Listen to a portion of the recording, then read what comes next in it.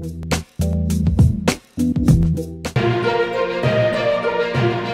అధ్యక్షుడు నారా చంద్రబాబు నాయుడు తన పార్టీ పేరు చెప్పి ప్రజలను నమ్మించలేనని అనుకున్నారో, తనకే తన పార్టీ మీద నమ్మకం పోయిందో తెలియదు గాని ప్రజలకు పిలుపునిచ్చే క్రమంలో తన గొంతు మార్చారు.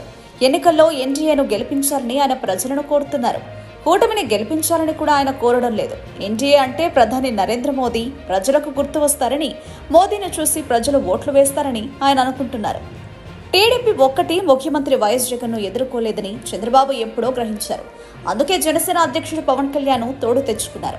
ఆ తర్వాత బీజేపీతో పొత్తు కోసం ఆ పార్టీ పెద్దల వద్ద సాష్టాంగపడ్డారు. బేషరతుగా బీజేపీతో పొత్తుకు సిద్ధపడ్డారు.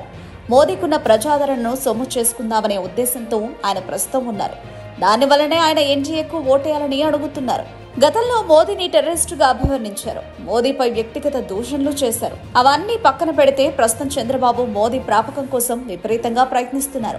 మోదీని ప్రశంసలతో ముంచెత్తుతున్నారు. మోదీ చరిష్మాపై ఆధారపడినంతగా చంద్రబాబు తన అనుభవం మీద ఆధారపడినట్లు కనిపించడం లేదు.